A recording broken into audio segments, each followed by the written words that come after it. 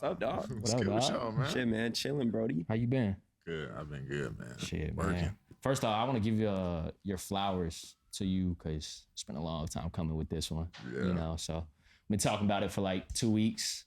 You know, but that's my fault on pushing that back. You know how things go, bro. But yeah, man. Life goes. Life happens, bro. How's life? It's great.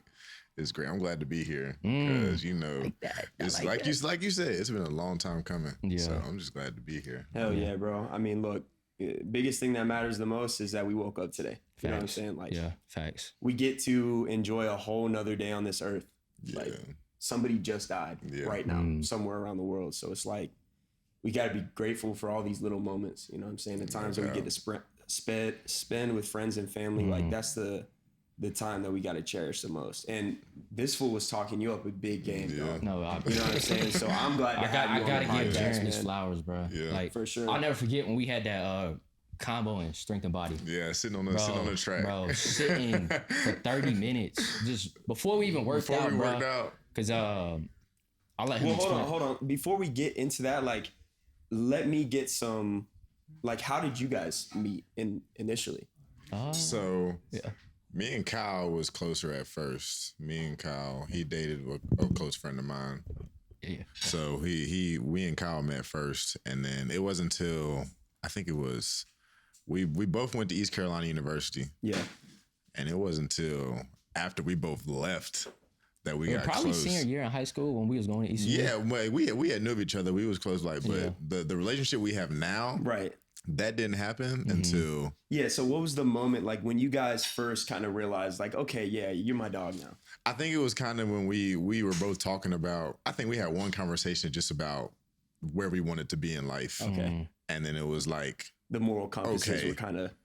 Now this is a conversation I can't just have with anybody. Yeah. And so once you find and have that conversation with somebody, it's kind of like, okay, we can start to work with something. Right. Because like me and my circle and like him and his circle, you and your circle, you want a certain type of person in your circle. Yeah. So it's like we had that conversation. It was like, okay, we can get closer. We can learn more about each other. We can learn more about where we want to be in life because we both want the same thing in life, and that's prosperity, love, all those things. Right. You can't get that with anybody. Nah. Yeah. So it was like once we had that conversation for once, that was years, like after East Carolina, that was years down the road. We was like, okay, we can start to really combine minds and all Good things shit, like that. Bro. And it's not every day you meet like solid people, you know what I'm saying? Not every day. When you do find someone that you could, dive deeper with, like when shit is surface level, man, I don't want it. Exactly. You know what I'm saying? So it's like, and too many people are comfortable with having surface level relationships, man. And comfortable. One day they wake up 20 years later and they're like, man, where are the real ones at? And that's the word you said was comfortable. Yeah. When you're comfortable, that's when things settle. That's when the growth stops. Yeah. That's when things of that nature don't continue to grow because you're comfortable. So I feel like the most growth that's ever come with me, I was uncomfortable. I hated it. I hated every second of it. Yeah. But the most growth came with that discomfort. So that's just like with Kyle, like with Cole, like you said, you don't get that conversation every day. No, not at all. It's so rare to find somebody that can have an in-depth intellectual conversation because it's uncomfortable to most people. Do you think though, do you think almost you kind of just naturally attract those types of conversations though, once you've reached like that point in your life where you're like, you know what, I know myself and I know what I want. I like that. You know what I'm saying? Yeah, for sure. Do you think those conversations just flow? I'm a firm believer you attract what you are. Yeah, I'm a firm believer you attract what you are. Like if you can know off rip, hey, we're having a conversation. We're not gonna meet intellectually. I'm not gonna get, because that takes so much energy. It does. It takes a lot of energy. It takes a lot of time.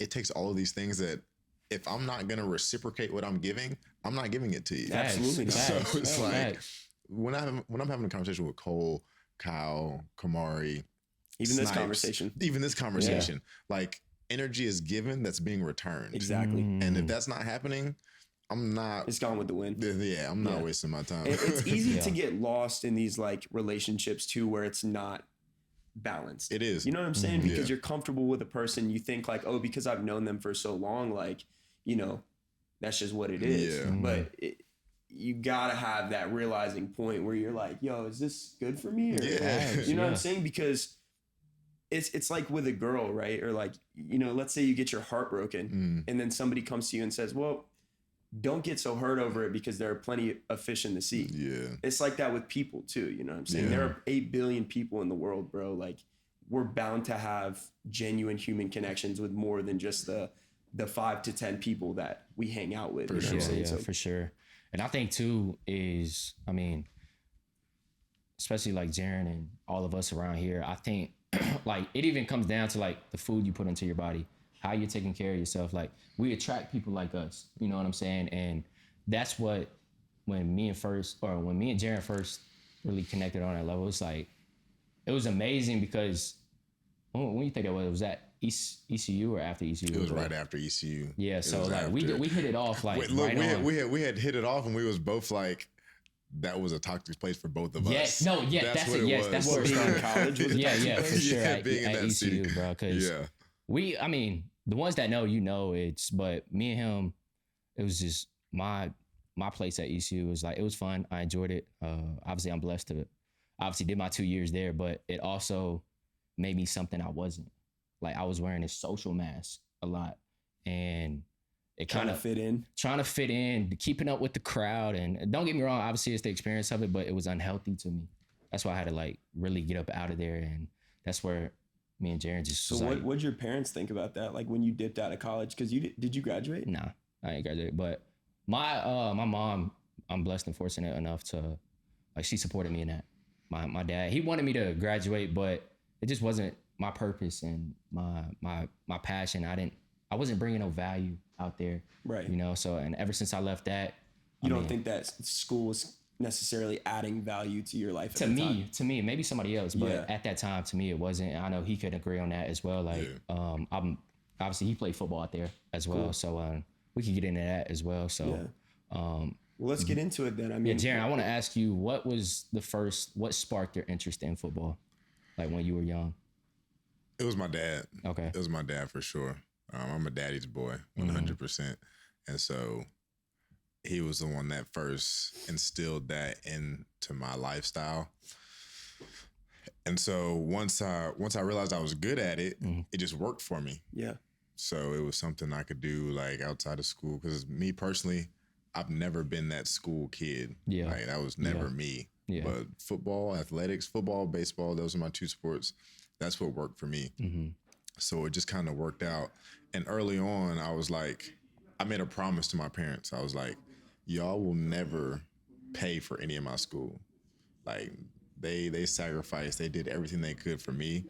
I was like, I promise y'all will never have to pay for school. So I worked. And at what point in your life did you make that promise to them? That was in 8th grade. 8th grade. Okay, so you were young. I was young. You knew where you was going to take it.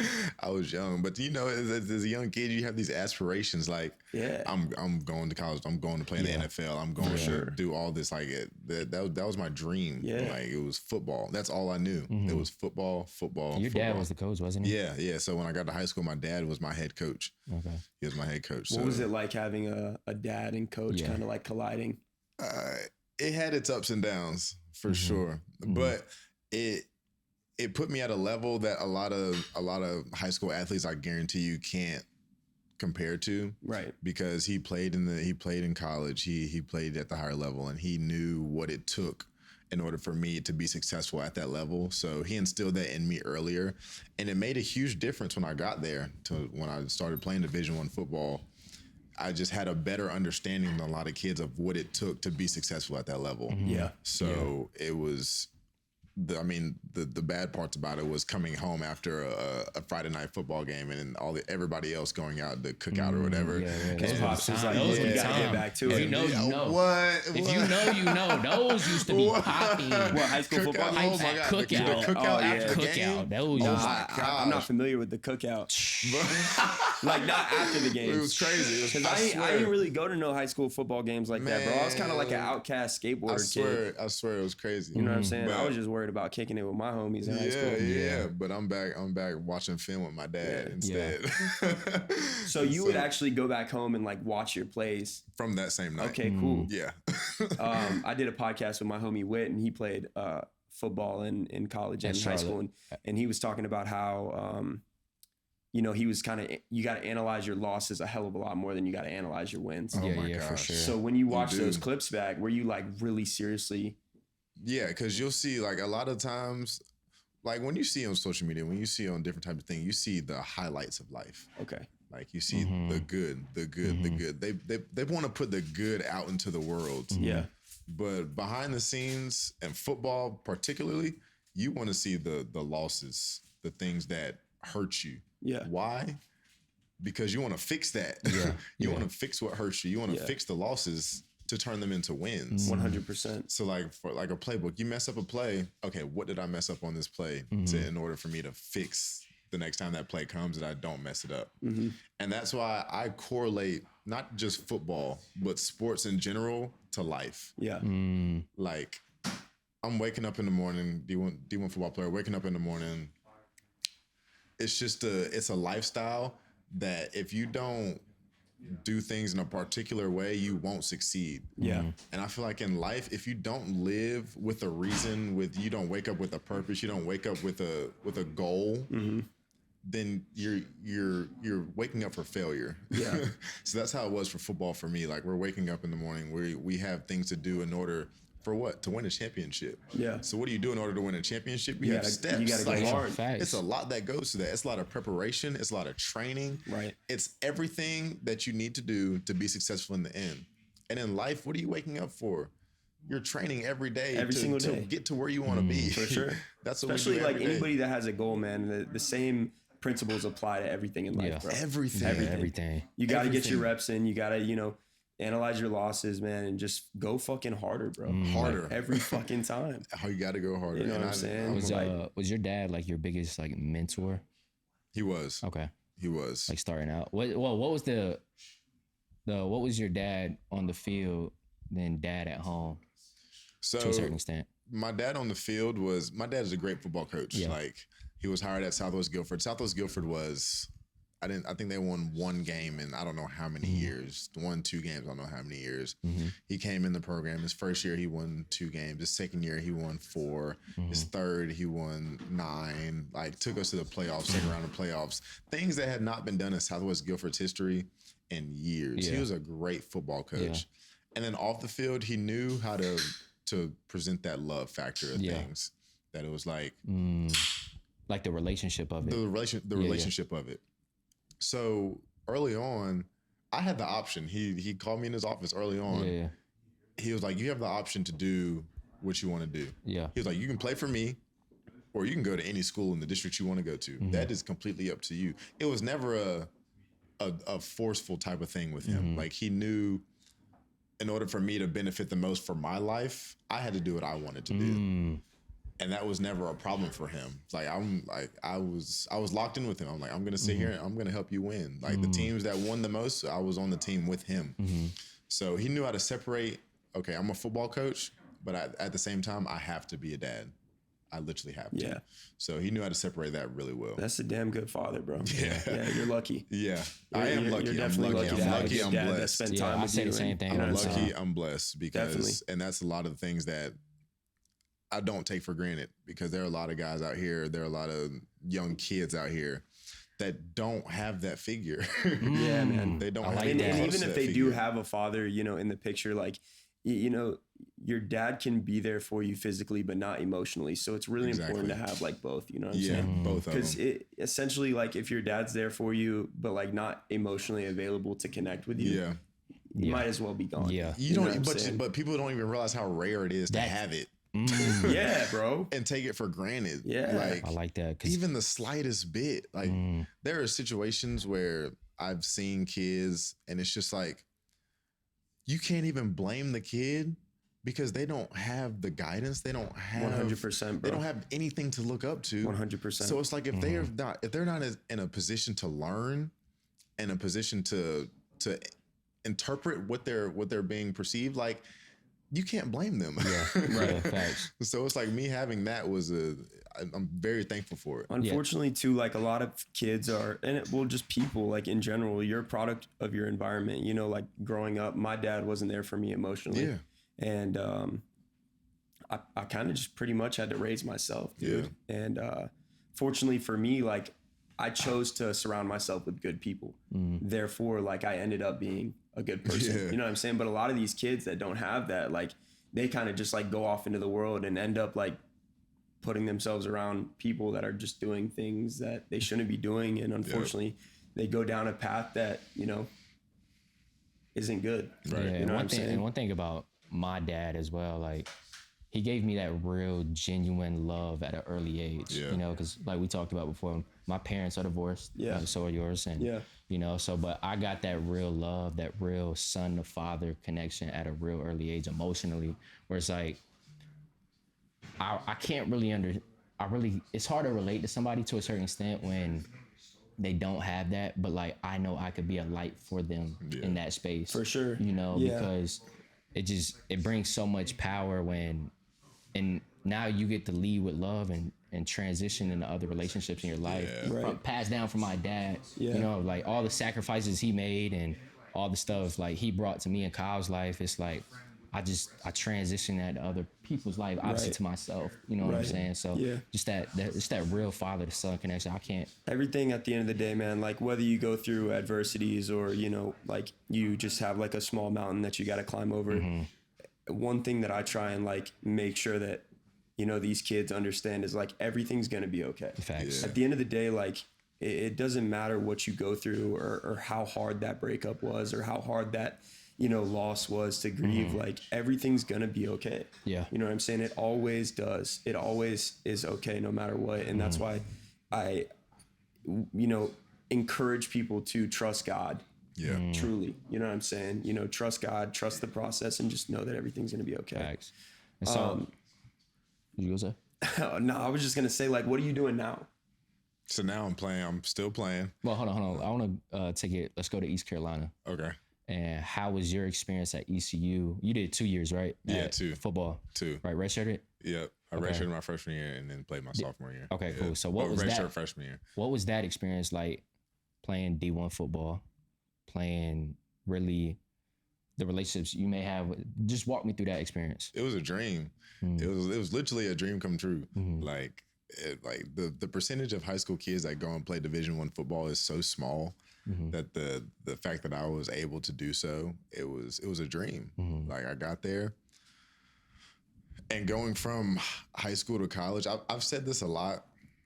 My growth from my freshman year of high school to my senior year of high school, compared to my growth from my freshman year of college to my senior year of college, wasn't even remotely close of like in comparison to how I grew as a human. So did you get scholarship offers from different colleges? Yeah. How many different colleges? It was about 4. Yeah. It was about 4. And did you have the whole sit down thing with the hats? And I didn't do all that because everybody knew where I was going. Okay. Well, you committed early, didn't you? Yeah. Everybody knew where I was going. I went to college early. Where'd you go? I went to East Carolina. East Carolina. Yeah. So I graduated. So you know Ducey? Yeah. Okay, cool. That's my dog. Yeah. Ducey goes my boy. Y'all played together? For sure. Yep. For sure. Freshman year? Yeah. He was there both my years. Okay. He was there both my years. That's what's up, man. Yeah, that's my boy. So what was the relationships you had with the coaches? So once you get to college, the relationship you have with your coaches is dependent upon your coaches, honestly. A lot of the coaches, like, you have to realize that coaches are there. Like, you have a day job. Yep. Your day job is to feed your family. That's what your college coaches are there for. They're not there to be your friend. They're not there to consult you. They're there to win football games so they can keep their job. Right. And that's what a lot of people have to understand. Like, it's not a family business. It's not I want to be your friend business. It's I'm bringing you here to win football games. Right. To help better my football team. I mean, that's how business is, period. That's how business is not supposed to be like, you know, emotional. No, not in any way, shape, or form. But you're bringing an 18-year-old kid to your football team. Yeah. How are they supposed to know that? Yeah, facts. So like when kids do get a scholarship to play and they don't achieve like, you know, the way that they're expected to, like what ends up happening? Do they get dropped or? Yeah, you'll get your scholarship taken. Taken? Yeah, if you don't, then once you get to that level, if you don't help my football team, you won't continue to play for me. Oh shit. Yeah. But that's why so much is put into recruiting. For sure. That's why a lot of detail is taken. They come see you play. They watch your film multiple times. They meet with you multiple times. They do all this to see who you are as a person. It's not just on the field, it's off the field. Like, are you going to hurt me off the field? Is your character good? Are your grades good? Like, all those things matter because, I mean, think about how much you're paying to go to college. Yeah. I didn't pay a dime, like not a penny. Like my books, that's my, incredible. My bro. board, all those incredible. things were paid for. It's a blessing, but I worked my ass off for it. For sure, yeah. So like once you get to that level, it's not like we're gonna help bring you along. We're gonna help do this, help do that. Like we need you to help our team right now. 100%. Like that's what we're bringing you here to do. We're gonna develop you best we can. Yeah.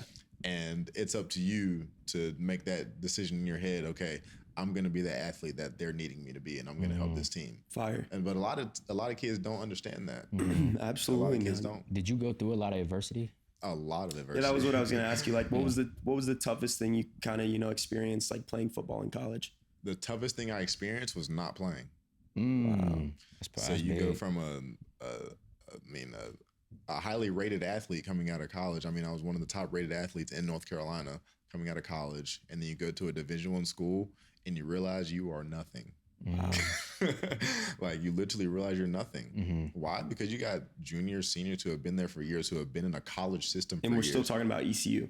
Yeah, we're still talking about ECU right now. Yeah. Yeah. So you get there and it's just like the biggest adversity I had to go through was looking myself in the mirror and not blaming others. Right. So I got to that level and it's like, it's kind of like an ego death. Yeah, it's like, why am I not playing? Like, I'm good enough. I can do this. I can do that. I can do this. I can do that.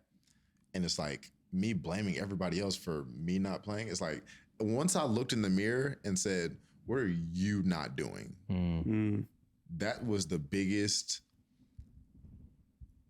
brick wall I faced when I was playing college. It was like, look at yourself and tell me what can you as an athlete, you as a person do better to benefit you. Yeah. Accountability is the first step for personal growth. Literally. That is the first fucking step, man. And until I got there, it was no good for me. Like until I got to that point, everything was downhill. So when you got to that point where you finally could look yourself in the mirror and be like, this is on me. This isn't anybody else's fault. Like, how did you move forward from that?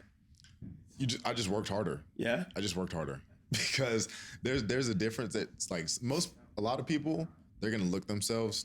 They might not even get to the point where they're able to look themselves in the mirror. Dude, people go their whole lives. And they go their whole lives and just blame other people. Yeah. They blame other situations.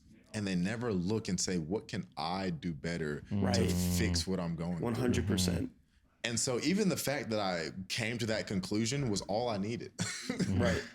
And once you come to that conclusion and actually take the time to fix it, like once it matters to you, when something matters to you, it'll fix. Yeah, facts. 100%. It'll fix. And 100%. What mattered to me was not just football wise, but just me being an accountable person, not just on the football field, but in the classroom, as a human being. All aspects. At the bar, right? Whatever it may be, what can I do to make my situation the best it can possibly be? Right. What can I do to make my situation best and then help others around me? Like once I came to that conclusion, I'm not saying life life will be cake. Right. It's never gonna be cake. No. Never. But I guarantee you can't sit here and look at me in my eyes and tell me once you start taking accountability for yourself, things don't get easier. Facts.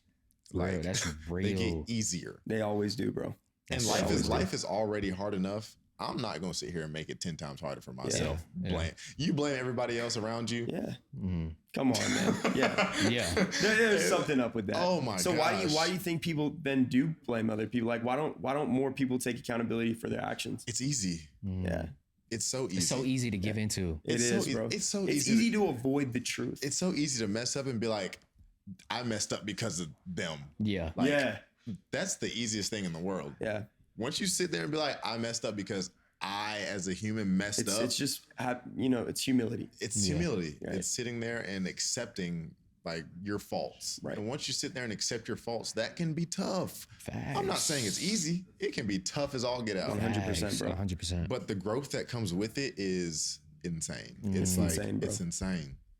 Yeah. So it's a beautiful thing though. It's the most beautiful thing, and more people need to hear that. And, you know, that's why we're doing this podcast, bro. Yeah. And we say all the time, like the number one thing that we want to achieve by doing this podcast is to shine light on these topics that more people need to hear. You know what I'm saying? There's a kid out there right now that's failing. Yeah. You know what I'm saying? And nobody's holding him accountable. Nobody. You know what I'm saying? And even like it gets fucking blinding too, because like you could have a big ego and walk around everywhere and think that you've got it all figured out, but then wondering why things aren't going your way in life, and like your friends aren't even holding you accountable. Yeah. You know what I'm saying? And sometimes like it takes a real motherfucker to sit you down and be like, yo, like you gotta fucking get right, bro. That's facts. You know, and like I don't want yes men around me, bro. Like, I'm not a pushover, dude. Yeah. You know, like if you're not holding me accountable, then there's no purpose for you to even be my friend. It's no value. No value at all. No value at all. But I think a lot of people hold themselves back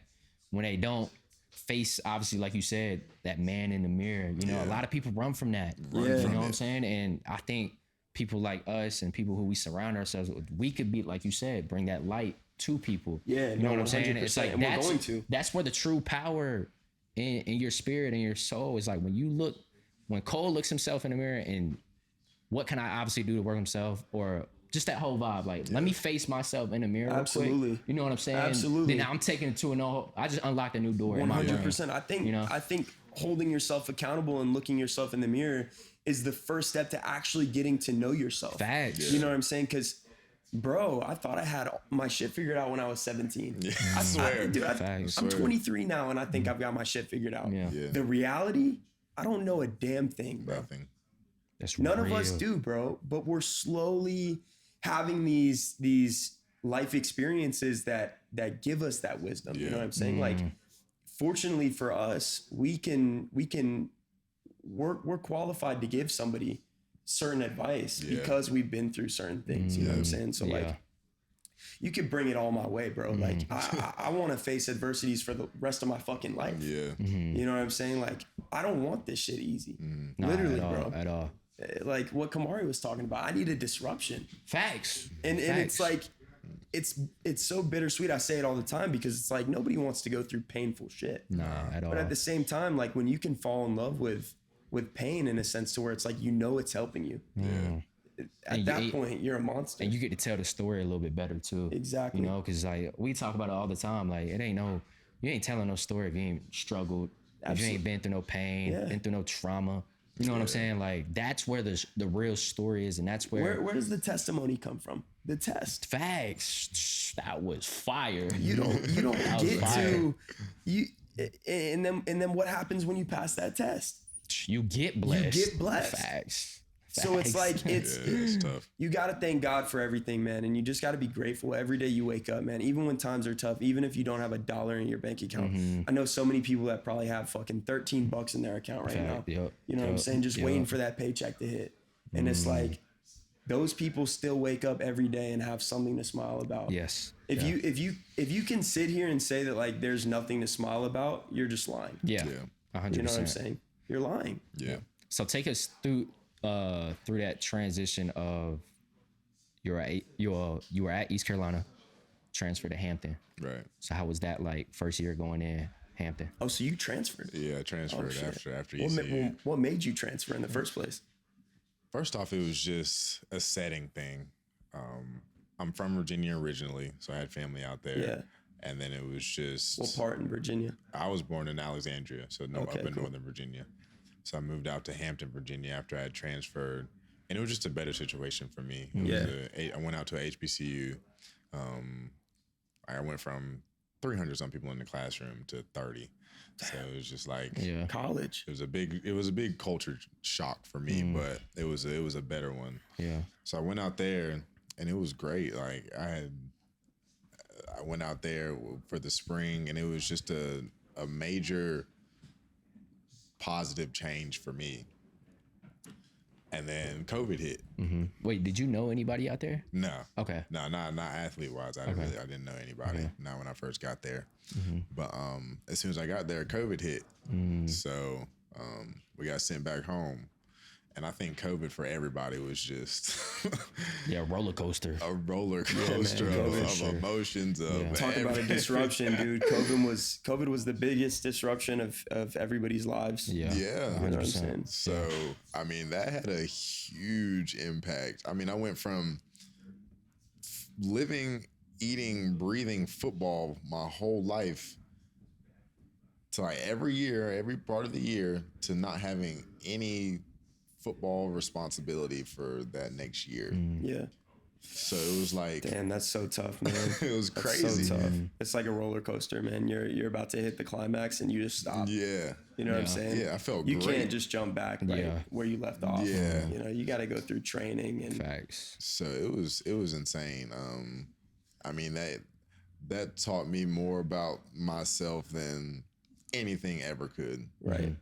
Anything ever could. So during COVID, were you like talk to us about like your life during COVID, like when school stopped? Yeah. What were you doing? Were you still playing football at the park or playing pickup games or drugs? Alcohol. Wow.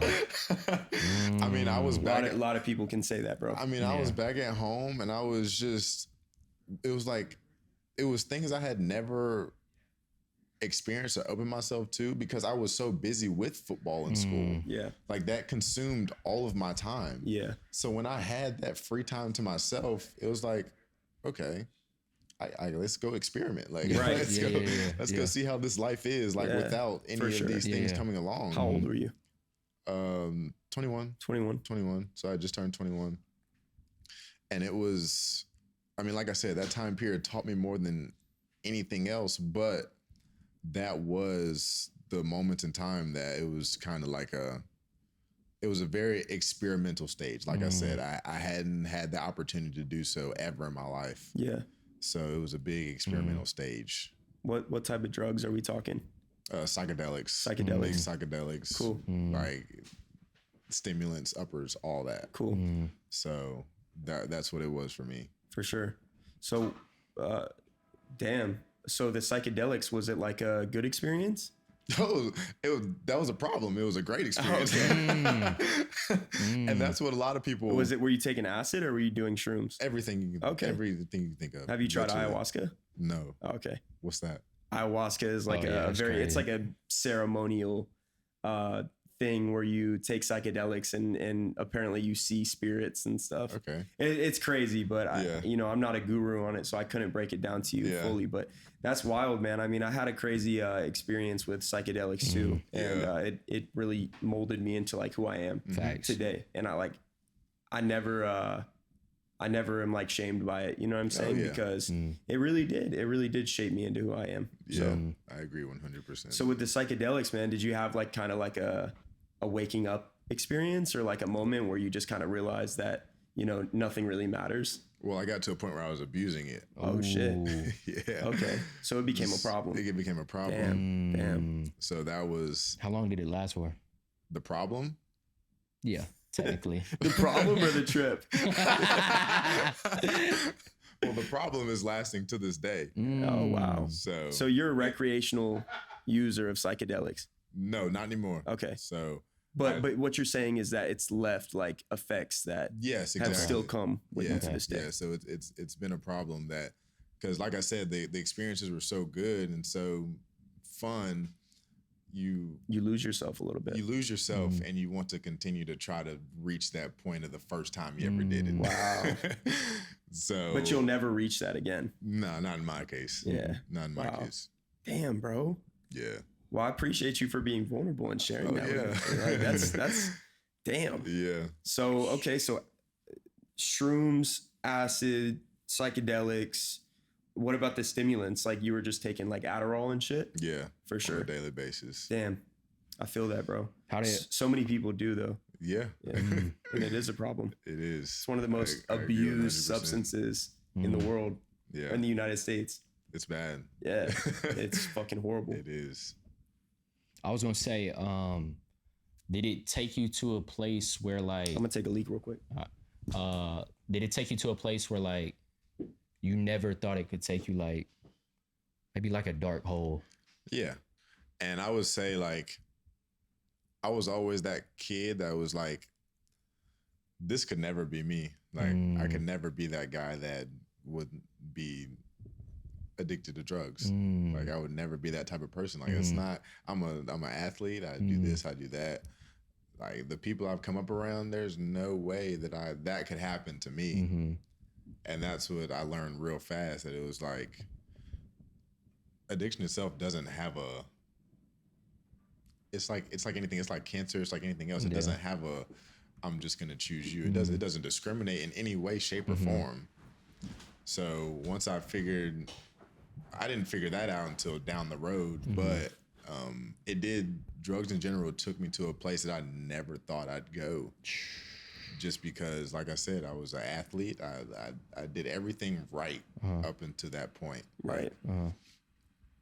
So when things went wrong, I didn't know how to exactly react to it. Because it's like, I've done everything right. I've lived right. I've played football. I've done everything that I needed to do for my parents, for my family. And then once things go wrong, it's like the first thing that comes to your mind is like, who am I disappointing? Ooh. And it's not like, what can I do to help myself? It's like, I don't want to hurt anybody else. Well, that's why it's important to be very selfless with your decision making. Yeah. Like you have to understand that the decisions that you make are going to affect somebody. Yeah. You know what I'm saying? 100%. For sure. Did a lot of people around you knew you were taking drugs? No, I was really good at hiding so it. So you were just keeping it low key? Keeping it low. Damn, so this was like a problem for you. Yeah, really bad. Damn, well, I mean, are you still using or no? So I went to rehab. Ooh. Good for you, bro. Yeah. Good for you. So I went to rehab, and rehab saved my life. This is the conversation we had at the gym. Yeah. Oh, and so, wow. Yeah, this was kind of, and it took us to a whole different level of like real vulnerability. So at what point did you say to yourself, man, it's time for me to get help? When it was a long road before that. Right. I will say that. It was a long road before that. But when I got to a point where in my mind, I couldn't go to the next day without taking a certain pill, I was like, this is not where I want to be. Right. So it's like, something's not right. Yeah. Man, you don't hear this type of story too often. You know, most of the time, like people that go to rehab, we associate those people with like alcohol. Right. And you're the first person that I've actually spoken to that took the initiative to get help for psychedelic abuse. Yeah. So yeah, I mean, bro, props to you for getting that help and you know, seeing the problem before it consumed your whole life. And I definitely thank my parents because I mean, I sat there. It was a very emotional, vulnerable moment where it was like, I looked at them and I was like, I need help, or it's not. That's big right there. Yeah, or it's not, or it's gonna get worse. Yeah. And once it gets worse, I'm either gonna die or I'm gonna end up in jail. Wow, There's no other option. Crazy. Because the body is not meant to take as much as I was taking at the time. Like it's just not meant to. Yeah, I mean, I think there are a lot of things that take us out of our natural, like we've normalized things that take us out of natural order. Yeah. You know what I'm saying? And I think it's becoming such a thing where like people don't even know how to be regular anymore. Yeah. You know what I'm saying? Yeah. Like just be high on life. Yeah. Put the phone down. And that's the problem. Like too many people just get consumed by what they're not. So in rehab, how did your level of like solitude build for yourself? It was good. It was good being around people who had the same issues. Okay. So being out in the real world, you may find 1 in 10 people you can go up to and you can talk about addiction and they'll understand where you're coming from. Okay. Yeah. So like, it's a whole different mindset completely. So being in that space, being in that environment, it's like you could go to anybody in there or you can go to any worker in there and they understand whatever issues you may be having in that moment. Right. They're not judging you. They're not judging you. They're not downplaying your situation at all, whatever it may be. And in the real world, like 9 times out of 10, you go talk to somebody, if if whatever you're talking about is not benefiting them in any way, they're not going to give you much of attention. Well, it's hard to talk to someone that you can't relate to. Anyways, you know in any way, shape, or form. I say all the time, like, it's hard for me to connect with anybody that hasn't really been through anything. Facts. Like, Facts. And a lot of the time, if you come to me about something and I can't relate to you in any way, I'm going to tell you that up front. Facts. Because if you like, a lot of people come to me for advice for whatever it may be, and I'm like, I'm going to tell you off rip, I can't relate to your situation, so I may not be able to give you. But what you can relate to is pain. I can't relate to that. So we all go through different experiences, but we all experience some type of pain. Yeah. You know what I'm saying? Yeah. So that was something that was big being in there in general, was being around people, being in that environment that was just a comfortable environment. So in rehab, like what did they do to actually get you cleaned up? Like, was it just you not being able to have access to the drugs, you like being around these people? Like, what was kind of like the process? Yeah. So it's basically school. Yeah.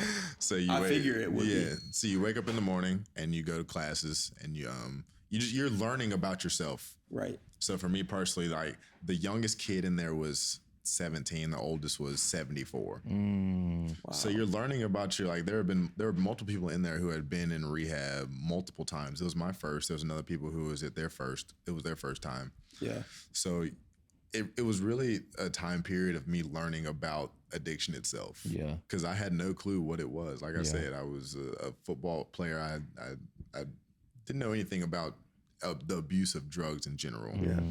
And so learning about myself, learning about the addiction, learning about all those things in general, that's what rehab was about. It's about learning about yourself and figuring out, okay, once you get out of here, what are the steps that need to be taken to prevent that from happening? Like, it's like, you know, an alcoholic, when they go to AA, they go through the 12 steps. Exactly. And Exactly. It's so the same. the same 12 steps? Same exact process. Wow. Okay. So my dad's an alcoholic, and he was sober for 4 years of my life.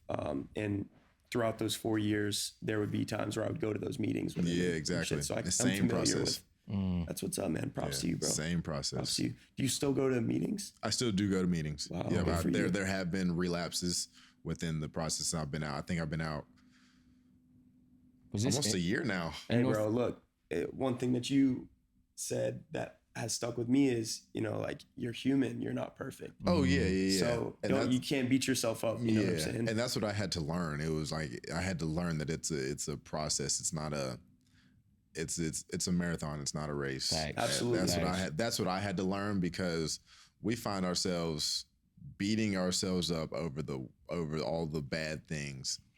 But how many props do we give ourselves when we do something good? Like, it's like we're so quick to just, this is bad, this is bad, this is bad, this is bad. But when the slightest thing is going good, I've learned to be able to be like, okay, I'm gonna give myself a pat on the. But isn't that crazy, dude? How like society's normalized just like doing shit, making like things so convenient for like every day. Like, for example, dog, people used to only like go out and drink with their homies like to celebrate something. Now people, it's like an everyday thing. What are you celebrating? Are you just like going out to get fucked up and have a good time? I mean, if so, you know, to each their own. But like, you know, when we accomplish things, we don't even go out like that. You know? Literally. So it's like, it's crazy. So backwards, man. It's really backwards. Oh, my bad. I want to hit off on what you were talking about with rehab. Like, do you have like a certain story or a certain message somebody relayed to you that it just stuck with you? One thing that stuck with me and that will forever stick with me is just for today. Like, if you have 1 foot in yesterday and you have 1 foot in tomorrow, you're shitting on the day. That was so fun. Just for today, do what you have to do. Just for today, wake up, and whatever your goals may be in life. For me, it's just for today, stay sober, stay clean. Yep. That's it. Yeah. From my drug of choice. I heard that too, man. It's like, it's just one more day. It's just one more day. I'm not going to tell you that I'm going to be sober until next month. Yeah, I'm not going to tell you that I've been 8 days sober. Yeah. I'm just going to tell you I'm sober. Today. Yeah. For today. Right now. And that's the biggest thing that has stuck with me, and that you can put in any aspect of life. Just for today, get through the day. Right. why are you worried about next week, next month, next year? There's so much truth in that, bro, because people don't know how to be present anymore. You took the words out my mouth. Be present. Just be present, man. Yeah. Like if you're watching this podcast, man, like just be present. Just be in the now. Stop. And even when people super fixate on like their goals. Yeah. If you super fixate on a goal that you have, you're not going to achieve it like the same way that you would be naturally. Exactly. Just know that you have to work towards it. And every day you're going to get further and further along. Every day. And it's falling in love with the process of your goal. The journey. Yeah. Man. Because if you you have a goal set, you get to that goal. If you aren't in love with the process, once you get to that goal, it's like, okay, where am I going from here? Right. Like when I'm falling in the love of the process of something, like the love for me is helping younger people. Helping younger people realize that you don't have to go through a lot of hardships that are unnecessary. Right. Like there are a lot of things in life you're going to have to go through. Of course. But there are a lot of things you can avoid by just having a good sense of where you want to be and how to get there. So for me, it's like I've fallen in love with the process of helping younger people. So that process is never going to get old to me. No matter how many goals I reach, no matter how many kids I touch, no matter what, that process is what I'm in love with. Right. So once you reach a goal, if you're not in love with that process, it's like, you don't want to continue to work towards anything higher than that. If you've reached that goal, it's like, I don't love what I was doing. You have to love the process because essentially the process is everything. Everything. Literally. It is. It's literally everything. People only get to see the final product. Facts. You know what I'm saying? Facts. And that's like, bro, that's why I love doing this shit, bro. Because we're not just giving them a final product. Like we're just being real and authentic. Facts. Like this is just who we are, bro. True vulnerability. You know what I'm saying? When you see people like Travis Scott, like Drake, fucking, name any fucking celebrity or person of interest, like these kids look at these people and they're like, man, how could they be unhappy? Yeah. They've got everything. Everything. And that's what I want to do with this podcast is I want to have people on like you and whoever and show people like, hey, some of the greatest people out there. Yeah. They cry the same. Yeah. They bleed the same. Yeah. And they love the same. Yeah. You know what I'm saying? We are all human beings. At the end of the day. You know what I'm saying? Is that what you're doing right? Well, because I know you got that program. You're helping kids and so how's that going with that whole process? That's been great. It's called the Ace Sports Academy. We go around, we give 15 to 20 week programs on character, academics, mental health, and our sport. Good for you, brother. We got football, soccer, volleyball, basketball, and it's just an after school program for kids. And I'm trying to touch as many kids as I can around the world. Absolutely, global. Bro. Absolutely. Because like I said, a lot of kids don't have what I had. A lot of kids don't have that guidance. They don't have that coming up. Yeah. So it's just being able to give some kids hope. It's just being able to give some kids the background of the sport that I love. Because football in general will take you places. Yeah. It'll take you as far as you let it take you. You love football, it'll love you back. You love what you do, it'll love you back. Facts. That's facts. 100%. So, loving what you do is so important, man. I mean, I couldn't imagine, being stuck in the matrix and just working a 9-to-5 job and like waking up one day and just being like, yo. Yeah, but somebody loves that. Somebody does. Ain't that crazy? Well, people like structure, bro. At the end of the day, like everybody needs structure. Some people need it a lot more than we do. You know what I'm saying? Yeah. But what I think is so amazing about doing what we do is like we get to make our own schedule. You know what I'm saying? Yeah. We get to be the boss. Yeah, I don't have somebody telling me to do better on the job or like, that there's a chance that I could be fired. Like, I would rather fucking do this every single day and not be successful until I'm 50 years old than be successful right now doing some shit that I don't want to fucking do. Yeah, for sure. And it's like, I don't know, man. I mean, you have to love what you do. You have to love the process, bro. Like shit's going to be tough regardless. Whatever way you look at it, it's going to be tough, period. Yeah. For sure. And if it isn't tough, I promise I really don't want it. Facts. Absolutely. Facts. It's not worth it if it's not. That's like what we was talking about earlier on when I'm like, yo, you got to fall in love with the pain. You have to. You have to. Anytime you have a fucking a moment where, you know, you drop to your knees and you want to cry, it's like you have to tell yourself, this is good for me. This is exactly what I need. This is going to make me a better man, period. Point blank, you know? Yeah. That's another thing. It's just finding the good in the bad situations. I believe in bad situations happening, but I don't believe in you can always find something good out of every situation. It's all perspective. It's all perspective. It's all perspective. You can find something good out of everything. One thing my boy Sean and I were talking about was, you know, there is a slight importance in suffrage. Yeah. Because, you know, without obviously, it's like we walk around with 4 limbs every day. We're blessed, right? But when you see someone that's disabled with like, you know, 1 arm, it makes you really be like, damn, I'm so grateful that I have both of my arms, you know what I'm saying? And it takes having, you know, things like that in life to show you that, like, you know, you have to be grateful. Facts, that is key. You have to be, bro. I feel like gratitude is the most important thing. You can really learn how to, that it teaches you how to stay present as well. Like having gratitude every morning. Like every morning I wake up, I thank God, number one. You know, I'm blessed to be able to 3 words, brother. Yeah. I thank God. So I'm always, everything that I have, the home that I'm under and the bed that I sleep on, clothes on my back, food on the table, the friends that we have, bro. I'm blessed to be able to have a mom and dad and a car I could drive. Just everything. I give everything gratitude 24/7. Facts. Even on my downs, I still got to give it gratitude because the normal person is not, when they're going through their times of struggle and they have that pain they're going through, it's like nobody wants to give that gratitude. But if you could teach yourself and give yourself that gratitude of pain, right? And whether it's you want to give in to negativity and people have to be grateful for the little things, and they have to just they have to shine light on the little things, man. It's like, for example, why do people always pray to God when times are tough, but never when times are good? That's real. You know what I'm saying? And I have to constantly remind myself every single time I catch a dub in life, like take a second to thank God. You know what I'm saying? Yeah, literally.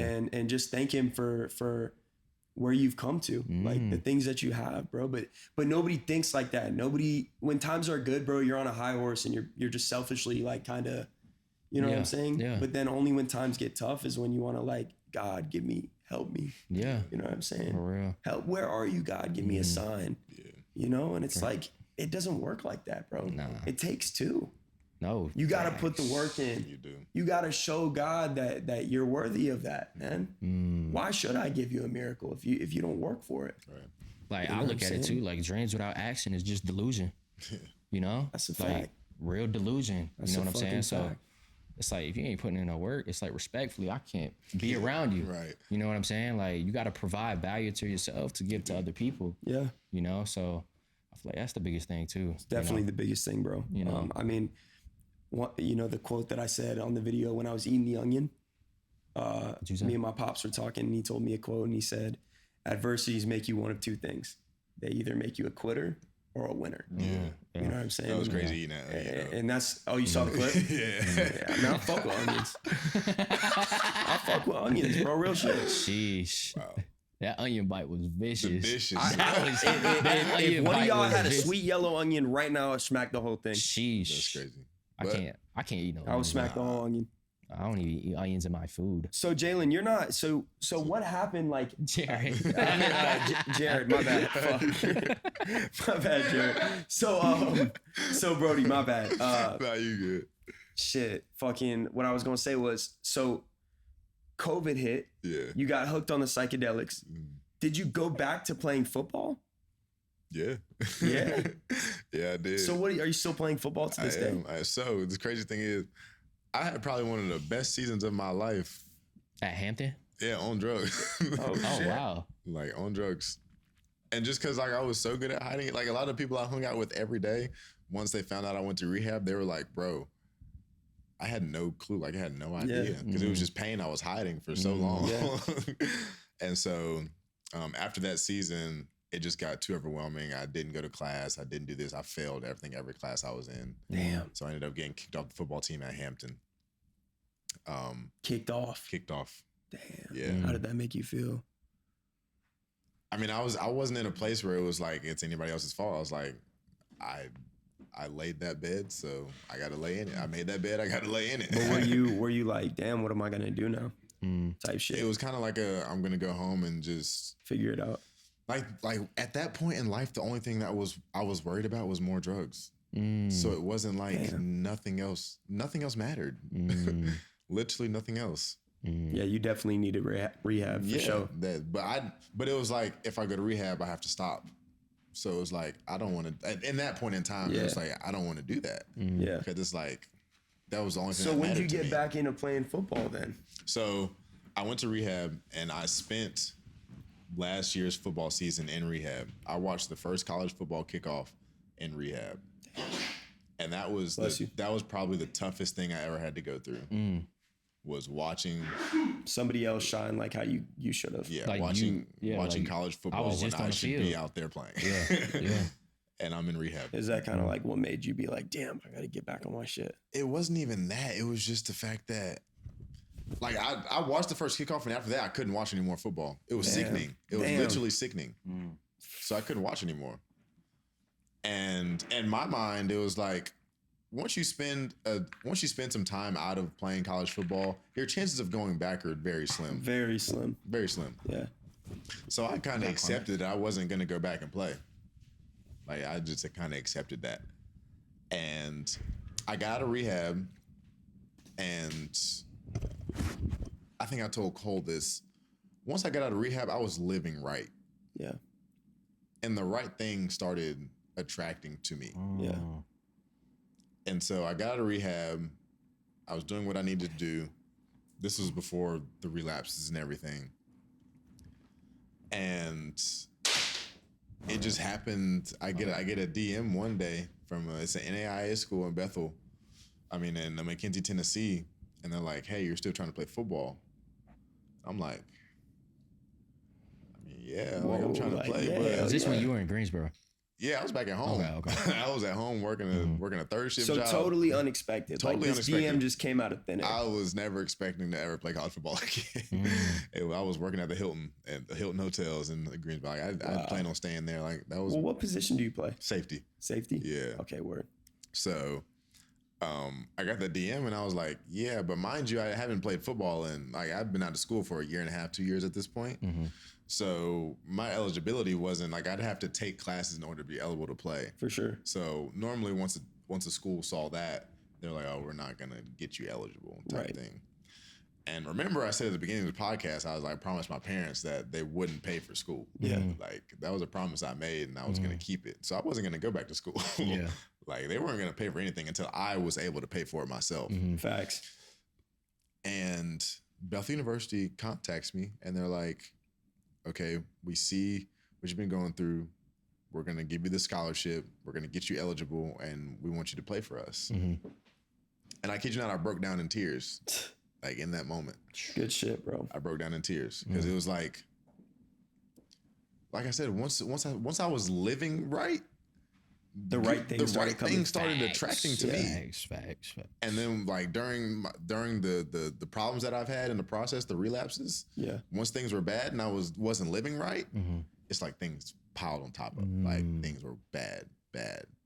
It's just like in those times. That's always how it goes, bro. And it's swear. And then it's those times. It's like, are you gonna make the conscious decision to say, okay, I'm gonna buckle down and get my shit together, or I'm gonna let that shit consume me? Facts. And that's just the conscious decision you have to make. Put your 2 fucking feet down before it gets too late. Before it gets too late, and put the work in. Yeah, facts. 100%. Nobody cares. Nobody gives a fuck. And that's another piece of advice, like to anybody watching. It's like literally nobody cares about you. Yeah. Period. Like, and that's just like that's why the group of friends that I have are so important to me, because in this huge world of billions of people, nobody cares. Find those few people in your life that do. Yeah. And that when things get bad, you have them. Right. And when things get bad for them, they have you. 100%. And that's why the friend group I have is so important to me, because it's so rare. Right. I could pick up the phone and call Cole anytime I needed to. Yeah. He could pick up the phone and call me anytime I needed to. Right. Malik, Kyle, Kamari, Snipes, my friends back home, whatever it may be. in the grand scheme of thing, the circle of friends I have is tiny. But the people who are actually going to want the best for you, whether it benefits them or not, the amount of people that's going to be is tiny. Super small. So it's finding those people and holding them on for dear life. Keep your people close. And I never, back when I was younger, I never believed that my parents would say, I don't believe in new friends. I was like, growing up, I was like, I want new friends all the time. Yeah, like, I want new people. I want new people in my life. Yeah. And you grow up and it's like, no. Yeah. No, not at all. Like I want acquaintances. Listen. I want people who have the same goals and aspirations as me. Yeah. But my friends, my family, my people who have been there for me and proved to me day in and day out that they're for me and I'm for them. Shit gets lonely, man. Shit gets lonely. Shit gets especially lonely, when you're working your ass off. Yeah, especially when you're chasing a goal, dude, and like it's really lonely at the top. Really. Like, so having that core friend group is like the most important thing you could ever have. Like I don't want any more fucking friends. I'm good. God's blessed me with my people, and like I'm not taking that for granted. You know what I'm saying? I just want my girl, my friends, you know, like my dog. That's it. That's and like it. my future kids. That's and it. I'm straight, bro. I'm straight. I don't need no new people trying to like dive in. You know what I'm saying? Real genuine love. Just That's real it. genuine love. Now, if it's genuine, that's different. Yeah. That's all I ask for, man. I'll have 100 friends if everybody is intentionally, you know, actually giving a fuck about who I am and caring for my heart. But the thing you have to figure out first is none of that comes without figuring out for yourself first. Yeah, facts. If I didn't go through the shit I went through and found out who I was for myself, if I didn't find a way to start to learn to love myself, my friends and everything would have never came. Because it's like, if I don't love myself, you can't love other people. You can't love other people. And other people ultimately can't love you because you're not allowing them to. It's just like, you have to know for yourself what you want and then setting those boundaries for who you are. And then bringing those type of people in your life. That the most common thing that people do when they don't love themselves is self-sabotage. Exactly. Like self-sabotaging relationships is such a common thing with people that don't know themselves, man. Just don't know themselves. It's really shitty. It is. And I really fucking bad. I've had multiple friends in a way. I mean, to a certain extent, it's like you got to learn just there's beauty in letting people go that don't serve you to a certain extent. You know, like we've all been through it. But the moment we let that go is like we start to attract new people, like with real genuine spirit, real genuine that has good soul to them. You know what I'm saying? And just real love. There's plenty of efficiency, like I said earlier. Plenty. So that's, I think, if you're attracting negativity, and I mean, you're going to attract negative people. You know what I'm saying? But if you're attracting, giving yourself love, you get to attract that love as well. You know, so I think that's the beauty in it. That's the real beauty. I think the Serenity Prayer is one of my favorite prayers.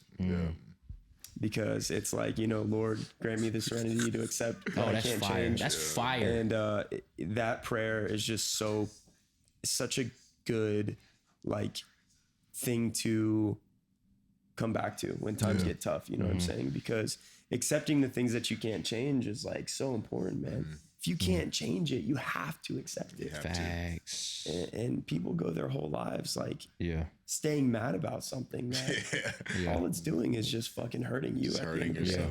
100%. It's hurting yourself. So that's sick that you've got that tattoo. What a fucking what a coincidence, dude. That's crazy. That's fire.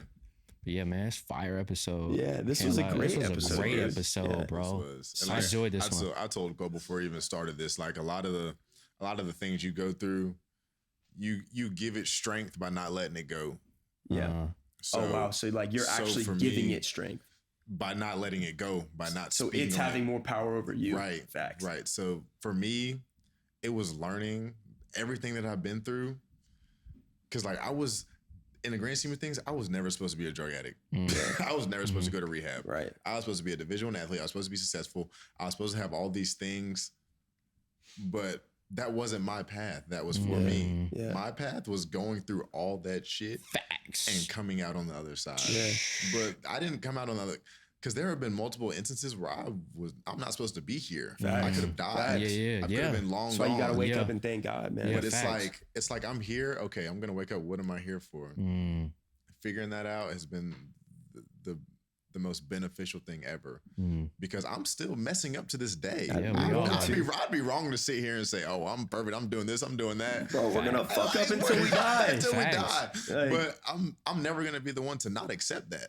I will sit here and look anybody in their face and say, "Yes, I'm still fucking up to this day." Yeah.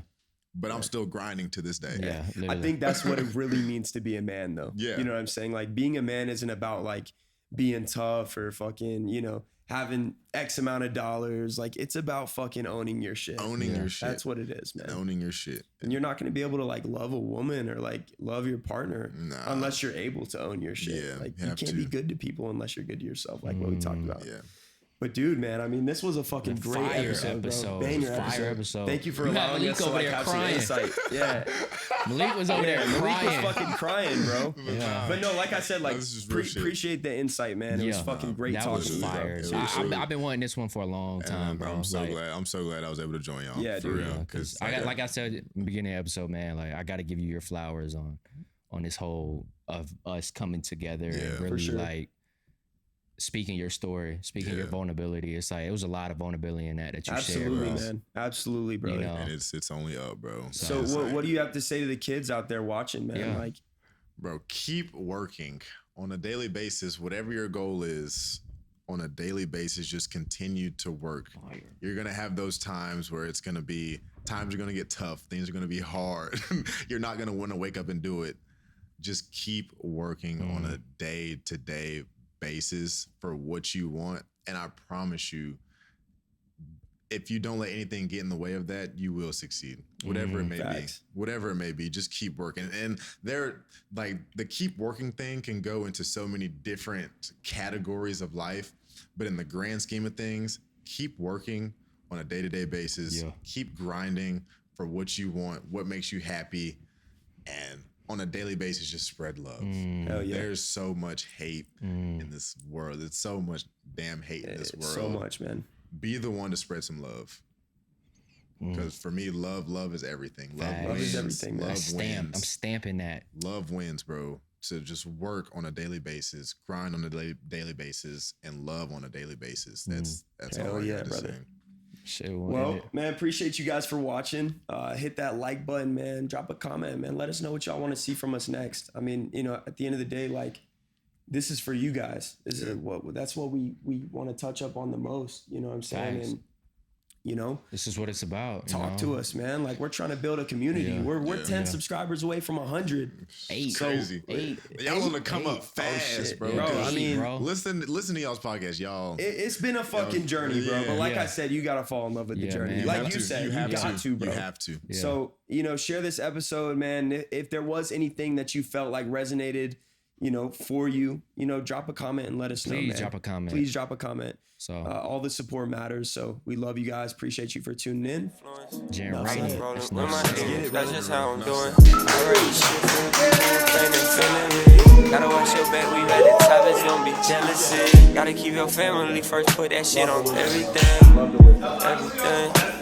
Now we going up. Great episode with the Rainy, man. Tap in.